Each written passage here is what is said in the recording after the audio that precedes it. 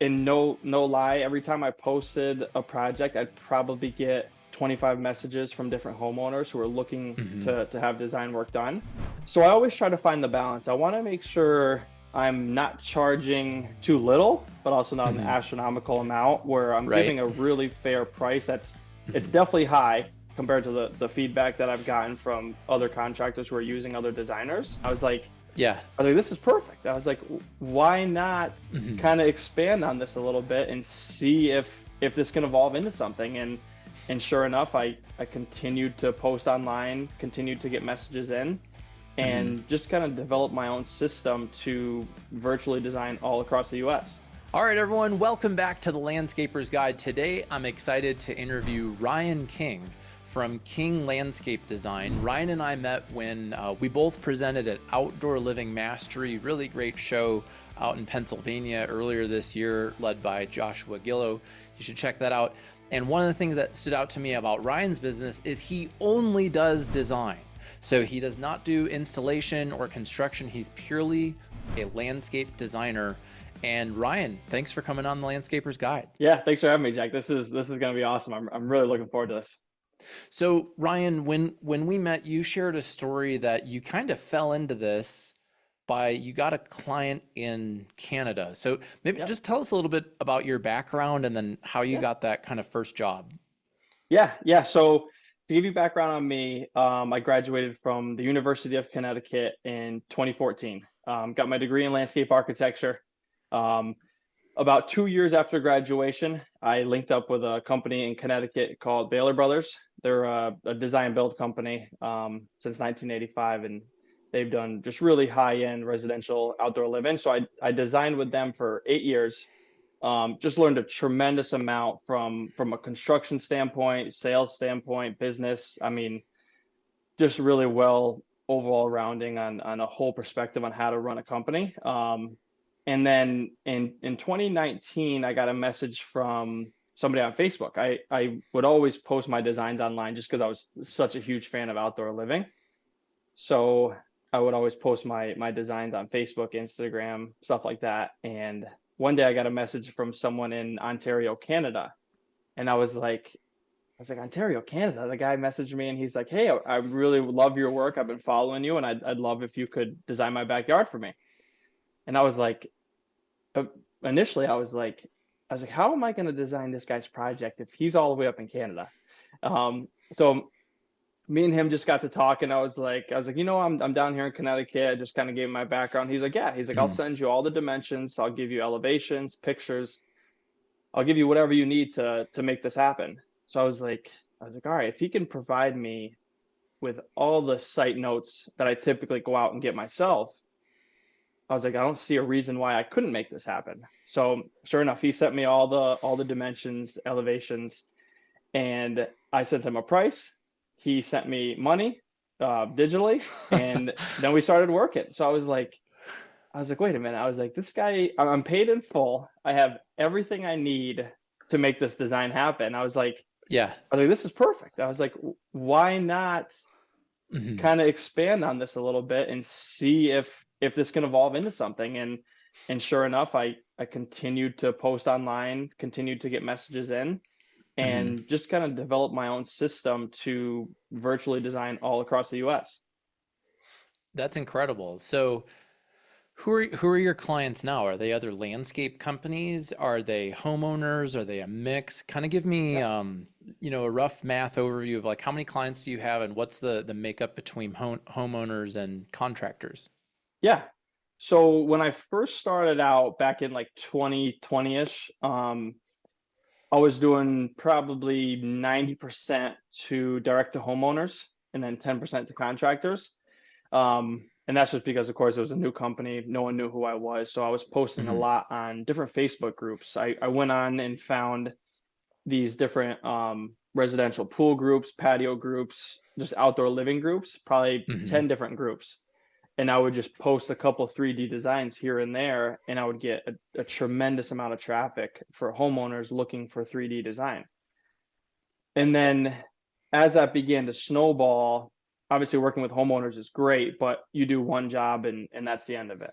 Um, So as that began to snowball, those homeowners were taking my prints, going out, getting 2 to 3 quotes from contractors to actually build it. So not only was I doing these projects for these homeowners, but they were essentially going out and handing out my prints to different contractors in their area. So then now my company started to evolve where these contractors were reaching out to me after seeing these plans and being like, hey, I would love to utilize your services for future projects. Hmm. So then my contractor base started building. I had some really great referrals from different stone contractors across the country who saw my work and they're like, hey, we have contractors we work with in our area that really could utilize your services. So then my contractor base just really started growing faster and faster, which is obviously my goal because contractors have reoccurring revenue. So now I work primarily, I'd say pretty close to 100% direct with contractors, Hmm. but I probably do maybe 5 projects a month direct to homeowners, which obviously is still great. I mean, it's just fun working direct with a homeowner because you got an open palette and they just have a lot of really cool ideas as well. So it's still fun working direct with homeowners. And so you do 5 a month for homeowners. Roughly how many are you doing a month total? Yeah, so for a month total, I mean, right now at the end of April, I was over 60 jobs. I got to total it for this month, but at the end of April, I was over 60 jobs already completed. For the Um, year? yeah, January to April. Okay, got it, Yeah, got it. 60 jobs completed. Last year I did 135 jobs total. This year I'm projected somewhere between like 150 to 200. Um, but yeah, so if we take January to April, 60 jobs. So a pretty good handful each month of jobs being completed. That seems like a lot. I just Yeah, wrote down 200, yeah, and 200 designs a year seems like a lot. Does it seem like a lot to you, or like how are you doing? yeah, yeah, exactly. That's a good question. Um, it's right now. It's definitely a lot. Right now, my wife and I are in the middle of building our own home, so that's probably my hardest challenge right now is Yeah. balancing these projects coming in with my house because we're designing our house as well. So it's a tremendous amount of work, but if we set the house aside, it's a really good pace for me of having jobs, a good steady amount where each day I'm not completely overwhelmed, but I'm Uh-huh. also not wondering what I'm going to do tomorrow. It's a really nice balance. Like I said, if we took the house construction out of the picture, it'd Yeah. be pretty smooth. But all these Yeah. projects too, Mhm. it's a it's a high number, but some of those projects, like I have a couple contractors who just need dimensional plans for construction. So Yeah. their sales team will send me like a pretty accurate sketch of what the yard looks like. And they're like, hey, just give us a digital copy of this with dimensions and a material takeoff. So it's not like all 200 of those projects are these complete outdoor living Mm. resorts with 3D renderings, lighting, stuff like that. That's awesome. And so how are you finding clients? So when I first started, it was all social media. Like I said a little bit before, it was Facebook groups, posting on Fa- Instagram. So like Facebook groups for landscape professionals or like neighborhood So Facebook groups? exactly, more so neighborhood Facebook groups. So like one of the Mhm. pages I got a tremendous amount of traffic from. It was a pool group where homeowners would go there who are going to be building a pool and they just want to get ideas. Um, so I would post a couple projects here and there, and no lie, every time I posted a project, I'd probably get 20 25 messages from different homeowners who are looking Mhm. to have design work done.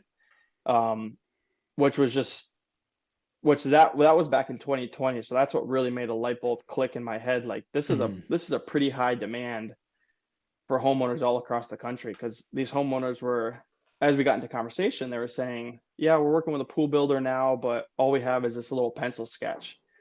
So I'm like, well, if I could find a way to reach these customers who are going to spend 50, Mhm. 100, 200 plus grand in their backyard, I could easily solve a problem they're having by being a little bit hesitant on spending that amount of money just looking at a pencil sketch. Um, so that's when I started just continually posting more and more online. Um, but now it's pretty much all direct to contractors. So I'm I'm I'm not posting in those groups really at all anymore. Um, it's really just contractors that I've developed really good relationships with, and I'm just doing reoccurring work with them every week or month, depending on the size of that contractor. I love it. And Facebook groups, even folks who are listening that I really think regardless of what service you offer, Facebook groups are an incredible resource for generating leads. Yeah. The neighborhood groups, like my neighborhood, well, I live in a small town with around 2,500 people, and we Yep. have a very vibrant, actually, there are multiple Facebook groups. One of them is for like political banter about town politics stuff. Yeah. Yeah. One of them is more generally where people are talking about stuff happening in town, events, Yep. bands coming through, and every week someone's asking like, who do you know who does landscaping? Yeah. And like, Yeah. Yep.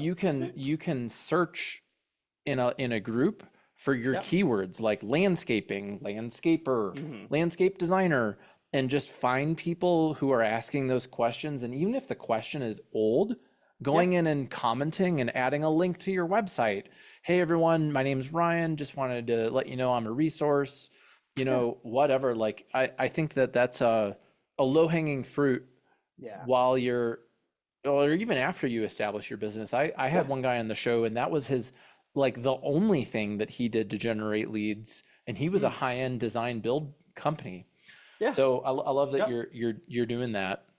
It's a great way too that I found just to get your name out there and just to help other Mhm. people. I've had probably countless conversations with people in these groups who already have a design and they're just looking for a little bit of feedback on if they should change something or if it's not flowing properly. So even if you might not be getting paid for something specific, you can still not only get your name out there, but find a way to help other Mhm. homeowners or other contractors who maybe just need a little bit of advice on something that could really enhance their outdoor living space or their business model. So Ryan, it right now you're doing about 200 designs a year, and it's just you, right? It's do you have anyone working with you, or is it just Ryan?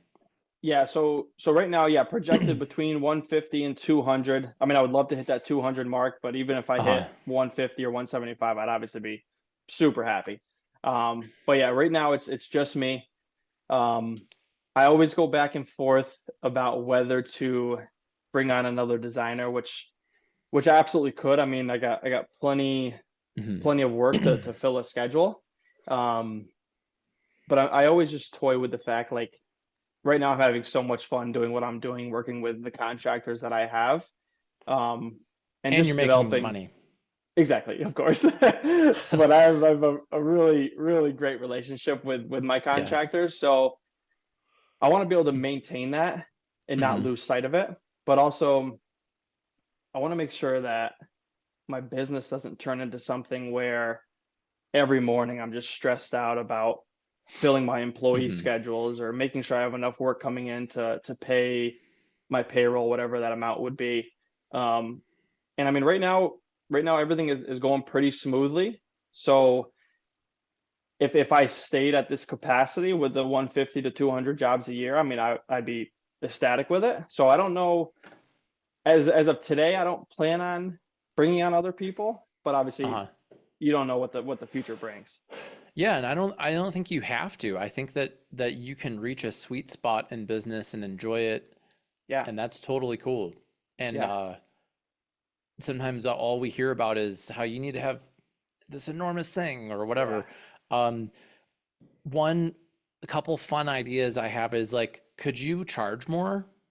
right, Do you right. think you could like I don't know, when I hear 200, I don't know, you seem pretty content with it, but I'm like, Yeah, could you charge a little more like yeah, and do 180, yeah, and make the yeah. same amount of money, or like just a Yeah, fun number to play with is your price? exactly. Yeah. So that's a great question, and that's something I think about often. I mean, my company's still only 4 years in business, so still Mhm. pretty new. Um, so I always try to find the balance. I want to make sure I'm not charging too little, but also not an Mhm. astronomical amount where I'm Right. giving a really fair price. It's Mhm. definitely high compared to the feedback that I've gotten from other contractors who are using other designers. Um, but it's worth every penny. I mean, So it's how do you handle that objection? Ryan, your price is higher than landscape designer yeah, Joe who charges yeah, less. yeah.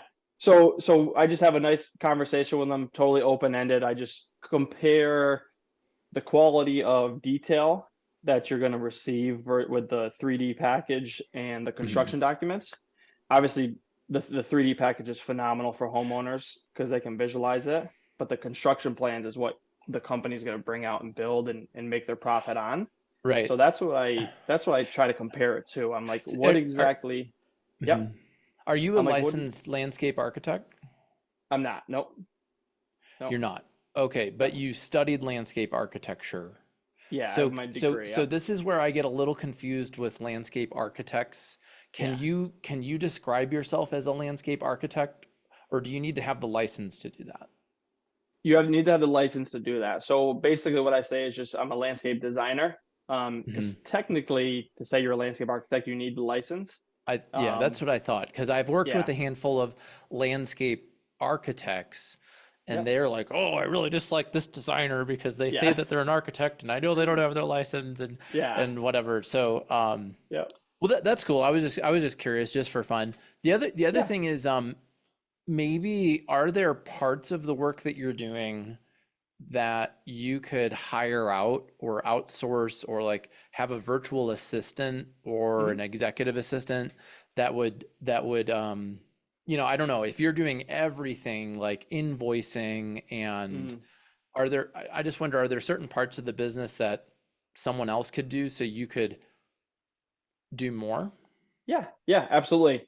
And that's one thing I explored too, like trying to find ways where the I don't know if I want to call them simpler tasks, but there's certain tasks that I feel like take up a good amount of my time that I could easily outsource.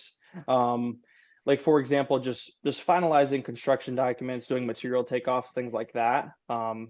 Obviously, super important to make sure those are as accurate as possible, but Hmm. they just take up a pretty significant amount of time. Um, so I always toy with the idea if there's a way to hire out these smaller tasks, even if it's as simple as managing a social media account, because I have all this incredible content, but at the end of the day, I just run out of time where I can't turn this Yeah, content into a meaningful social media post. I mean, I try as hard as I can, but like springtime where we have I get all these it. projects coming in, Yeah. it's just so hard to manage. It is. Your social media is really good. I want to encourage everyone. We'll put a link to your Instagram in the show notes, but it's really good and it does take Thank a you. lot of time to do social media It well. does.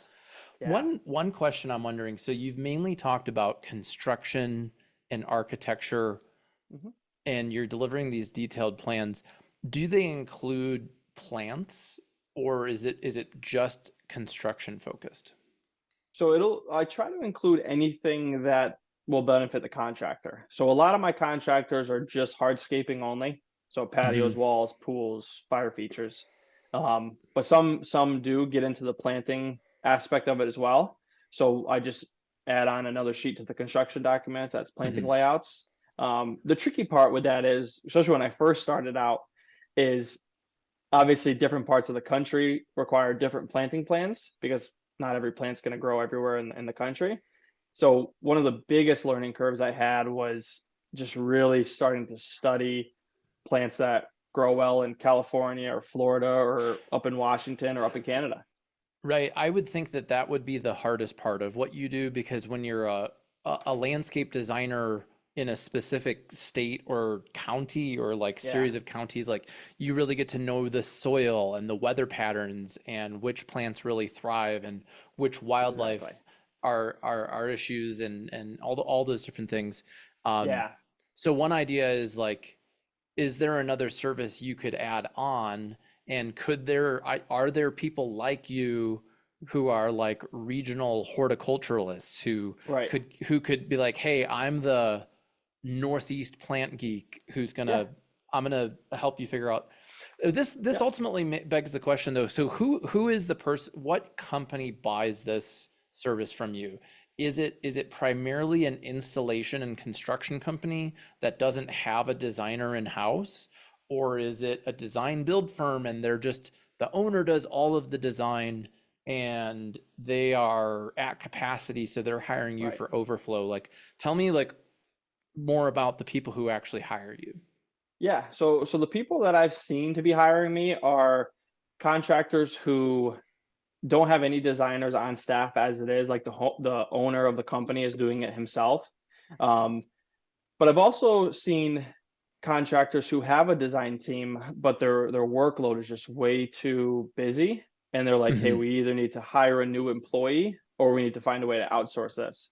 So the feedback I've gotten is that it's much easier to outsource a designer rather than bringing a whole new employee onto their payroll.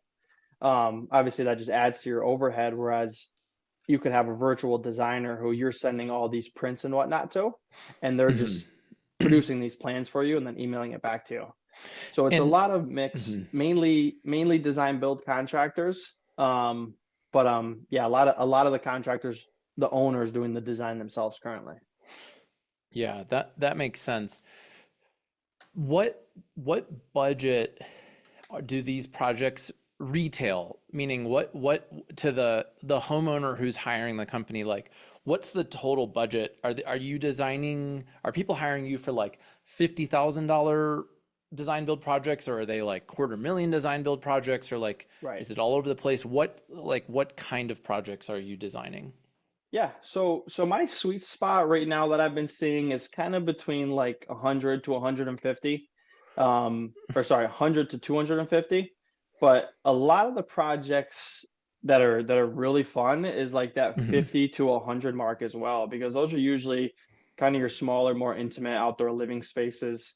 Um, but a lot of these projects are those larger scale ones where these contractors are like, hey, I just need a really accurate set of plans because Hmm. if I'm going to jump on this project that's going to take me a month to 2 months, I need to make sure our guys know what they're doing every day, and we're not doing anything twice, because obviously that profit could start to sink really fast. So I've found that to be the sweet spot. But yeah, it's typically 50 to 100 is pretty common, but really 100 to about 250 is most And popular. yeah, and and how do you determine how much you're going to charge the contractor? Is it based on square footage? Is it based on like how do you have a set tier for this type of project and tier two for this one, or how do you Yeah. figure out the how much to charge? Yeah, so when I develop a new relationship with a contractor, all my pricing is based on job size and complexity. So Hmm. it's not so much based on square footage, it's not so much based on project dollar amount. Like for example, you could have a huge 10,000 square foot paver driveway, but obviously that's going to be easier to draw than a 10,000 or a 2,000 square foot patio with different levels and Sure. features, stuff like that. Hmm. So I base it all off of size and complexity, but then once I get into a rhythm with each contractor and really start to develop a relationship, we set a standard set pricing, because now I kind of know how big these projects are, how complex the contractor likes to get. Hmm. And I give them a set price list so that when they're going into that initial meeting with that homeowner, they already know what price to figure into that estimate so that they can have all their design costs covered. Because I want to make sure that there's not a lot of like, hey, we're going to talk to our designer, we'll get you a price, we'll get it back to you. I want them to know already, like, hey, figure X amount of dollars into this estimate and it should cover you. But we have really good conversations where they know if all of a sudden they get into this huge backyard with all these different features, Hmm. like shoot me a quick text with some pictures of the site and what the homeowner wants, and then I'll shoot you a price right back. I like that. Yep. Well, Ryan, we've got about 5 to 7 minutes left or so. I try and Yeah. keep them under half an hour total. Yeah. So, why don't we transition into you asking me a question, Yeah. and then we'll kind of wrap up. Cool? Yeah. So one of the big things that I would love to chat with you about is from a marketing perspective, I want to I want to be able to help out all contractors of different sizes. I mean, obviously Mm, it's great to draw these huge backyards because you can show them off on social media, you get big reactions from them, but I want to be able to help even the smaller guys who are maybe just starting out. And what I found is with the smaller companies, finding a way to communicate to them or actually show them how, yeah, you might spend two, three, $5,000 on a set of plans, but how that's gonna increase your profitability and job efficiency, but mhm. also keeping your employees happy where they're showing up to work, they have a clean, crisp set of plans and they know exactly what they're building that day, and they're not getting frustrated by having to go back and rebuild something twice. Um, so I would say, yeah, the biggest thing is, and I think it's through some sort of graphic or web page, but trying to find a way to convey to them like, hey, it's this design might cost you X amount of dollars, but here's the profitability that could turn around for you on all these jobs you're selling. There's a really good book that we read as a whole company at Ramlin Jackson called Copywriting Secrets by Jim Edwards. And in Okay. it, he has, I don't have it in front of me, it's like the top 10 reasons people buy things. Yeah. And one of them is to save money, another one is to save time, one is to boost your status, Hmm. like so to be perceived as a bigger authority or something like that. So it goes into these number of reasons. Yeah. And what I'm hearing from you is primarily one could be saving the embarrassment Hmm. of doing it poorly, and then saving time and Hmm. saving money. And I think that Yeah. if you could quantify those things for people, Yeah. that would help. And one of the ways to do that might be to do, you could even do this over Zoom like we're doing right Yeah. now, would be to interview somebody that you have a really good relationship with Hmm. about what were they doing before and how Yeah. much was it costing them, and then what Yeah. are they doing now with you and how much is it saving them, and how much more money is it Hmm. making them, is it Yeah. freeing up their time so they can go and sell more Right. instead of being bogged down on their computer designing.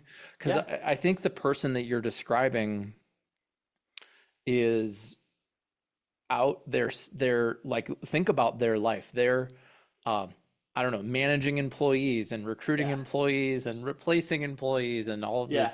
the joy of employee land. And Yeah. they're probably calling leads back and like Yeah. qualifying people. They're probably driving to go and meet with someone, and Yep. then they're coming back. So I talk with this person every day and they're working Yeah. like 80 hours a week, Exactly. and many of them also have families, and so Yeah. the cost is like the 20 hours a week that you're overworking, you're tired, the quality's Yeah. low, you're missing Yep. family time. So I think Yeah. when you get into those are some of the like the emotional things that would actually motivate someone. Yeah. And then some of it I think is legit quantifiable.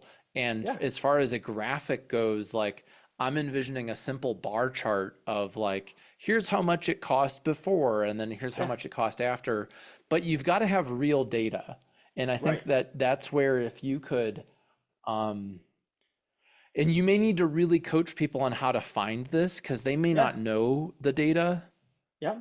you Yeah. know, they may not I know think it, that's but yeah. I think it would be a combination of stories and interviews, Yeah. because that's partly what's worked well for me is I have Definitely. lots of interviews with people about how much were you spending in marketing before, and Mm. like how much did it actually cost you when you didn't grow your business as a result of it, and they're like, oh, Right. I spent 60 grand on marketing that generated a bunch of bad leads. Yeah. And then I asked them questions and like, how much time do you spend talking to a bad lead? And they're like, oh, well, sometimes we spend half an hour on the phone and an Mm. hour in person. And I'm like, do Yeah. you pay an employee to do that, or do they Right. do that for free? And they're always like, oh, we pay people. And now they Yeah. start to quantify Right. their overhead per hour per person to go on a bad lead. And they're like, wow, like Yeah. bad marketing actually has this enormous cost to me. So Yeah. that's Absolutely. how I've kind of figured it out in my own business. Yeah. Definitely.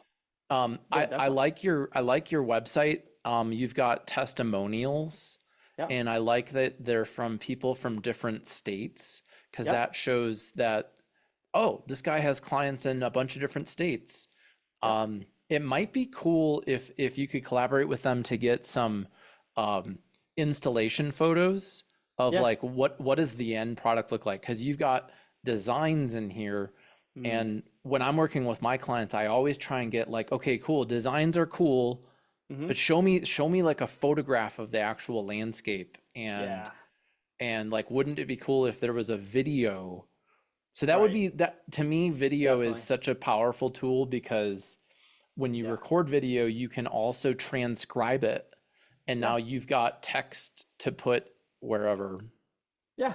Yep. No, that's a great point, and that's one thing that's been on my list is getting those after pictures or even a video fly through so I can overlay it with the design transitioning Mhm. to that end product. But I like what you're saying about those testimonials because I could definitely reach out to my contractors and get that feedback saying, hey, before you, I was designing at nighttime. It was eating up all my free time with my friends and family.